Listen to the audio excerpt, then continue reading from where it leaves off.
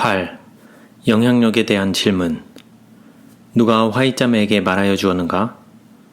경고의 기별을 무시하여 온 자들은 그 기별의 의미를 잃어버렸다.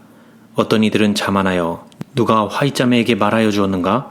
라고 말하면서 그들이 진리라고 알고 있는 것으로부터 감히 돌이켰다. 이 말들은 주님께서 내게 행하라고 주신 사업에 대한 그들의 믿음과 확신의 정도를 보여준다. 그들은 그들의 앞에 주님께서 내게 지우신 사업의 결과들을 가지고 있으며 만약 이것이 그들에게 확신을 주지 않는다면 어떤 논쟁도 어떤 미래의 계시도 그들에게 영향을 미치지 못할 것이다.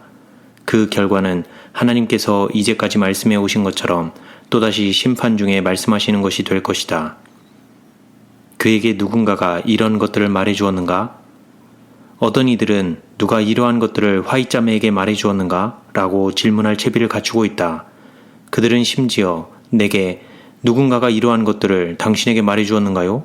라고 질문한다. 나는 그들에게 네, 하나님의 천사가 내게 말해 주었지요. 라고 대답할 수 있었다. 그러나 그들이 의미하는 바는 형제 자매들이 그들의 결함을 토로하던가요? 이다. 앞으로 나는 그러한 좁은 마음들을 만족시켜주기 위하여 설명함으로써 하나님께서 내게 주신 증언들을 하찮은 것으로 만드는 일을 하지 않고 그러한 모든 질문들을 하나님의 성령에 대한 모욕으로 취급하겠다. 하나님께서는 나를 우리 대열 중에 어떤 사람도 놓여진 적이 없는 그러한 위치에 밀어넣으시는 것을 합당하게 보셨다. 그분은 어떤 다른 사람에게도 부여하시지 않은 책망하는 짐을 내게 지우셨다.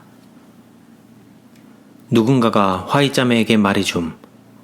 지금까지라도 누가 이런 것들을 화이자매에게 써보냈는가? 라는 말로 불신이 표현된다.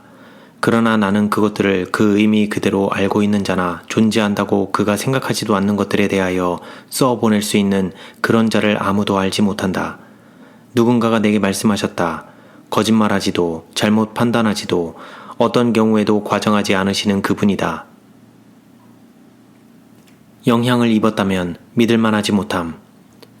그대는 사람들이 내 마음에 선입관을 주었다고 생각한다. 만약 내가 이러한 상태에 있다면 나는 하나님의 사업을 맡기에 적합하지 않다. 화인 여사는 어떤 편지나 기사를 읽지 않았음. 그대는 내가 그대의 편지 꾸러미를 읽지 않았다고 비난할지 모른다.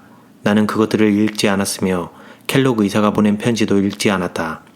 나는 출판사를 향한 엄숙한 책망의 기별을 가지고 있으며 만약 내가 내게 보낸 편지들을 읽는다면 후에 증언이 나올 때에 그대와 켈록 의사가 내가 그에게 영감을 주었다고 말할 유혹을 받게 될 것을 알고 있었다.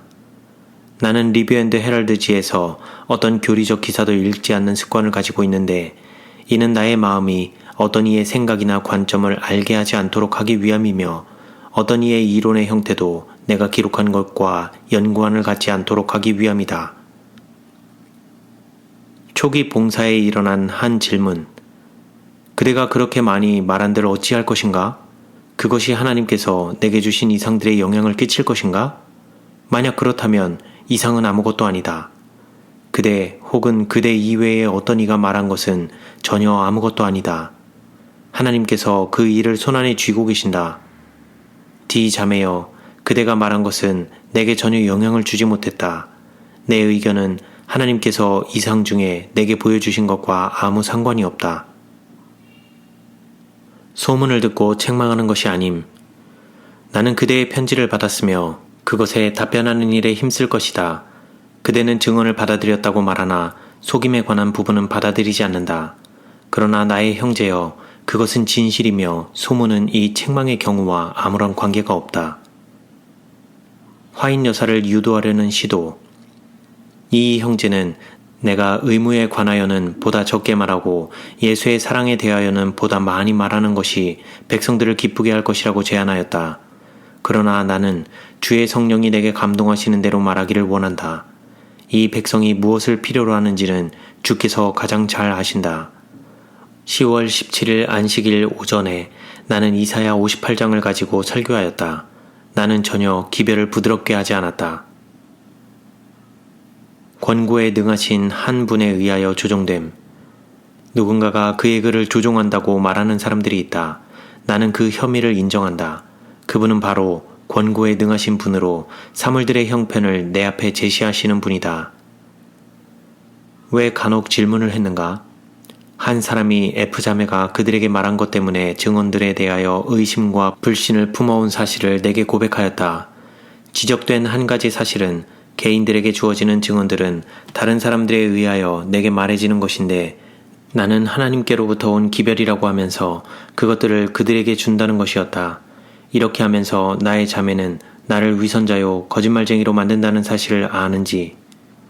F자매에 의하여 한 경우가 지적되었는데 그가 내게 G 형제의 가족의 경우에 대하여 모든 것을 이야기했더니 그 후에 그가 내게 말한 바로 그것을 주께서 내게 보여준 것으로 내가 말하는 것을 들었다는 것이었다. 이에 대하여 설명하겠다.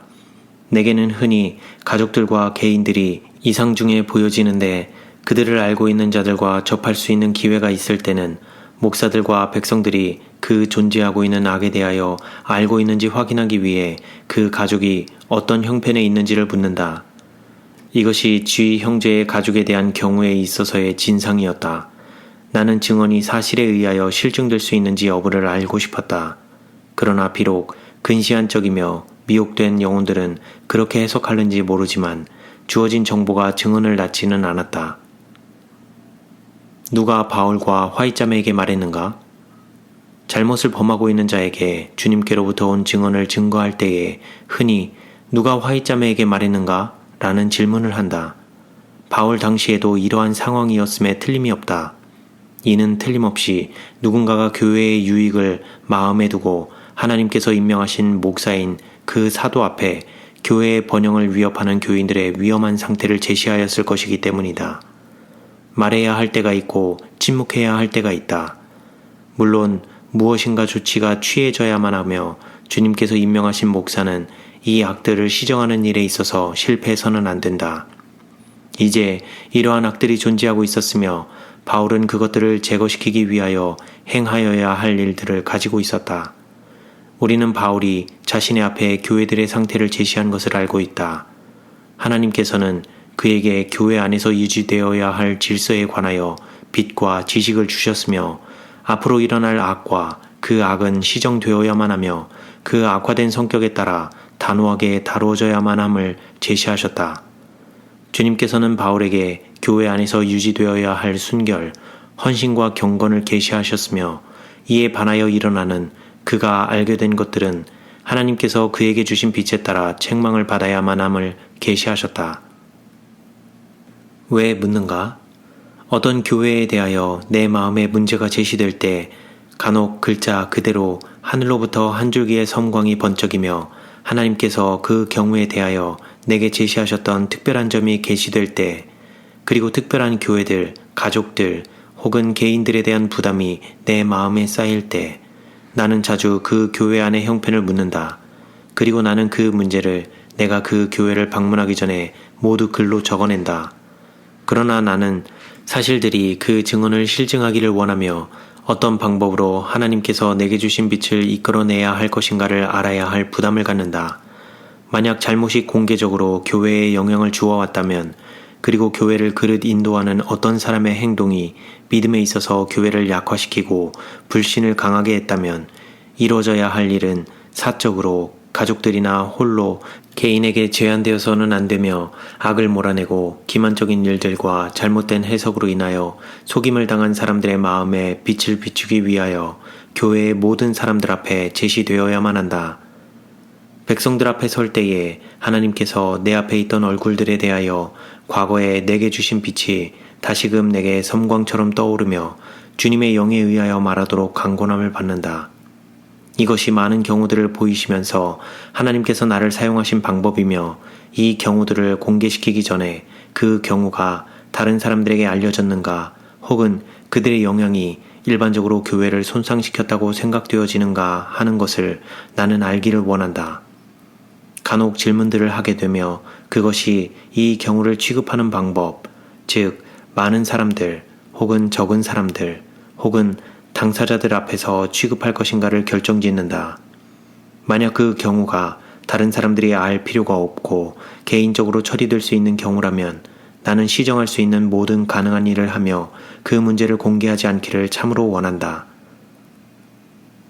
나는 홀로, 엄격하게 홀로 선다. 내게 진술할 것이 있다. 주님께서 내게 어떤 문제나 교훈을 제시하시거나 내가 이미 말해진 문제에 관하여 증거해야 할 기별을 가지고 있을 때 나는 성령에 의하여 인도되고 제어되는 나의 인간적 능력이 다른 사람들에게 제시하도록 그 모든 문제를 내 앞에 가져올 수 있는 만큼 분명하게 하나님의 마음과 뜻을 제시하면서 하나님께서 주신 나의 능력을 최대한 활용하여 그 문제를 알리게 된다. 내게 주어진 심각한 문제에 관하여 나는 남녀를 불문하고 어느 누구에게라도 주님께서 행하라고 내게 주신 내 일을 제어할 수 있는 권리를 조금도 주지 않았다.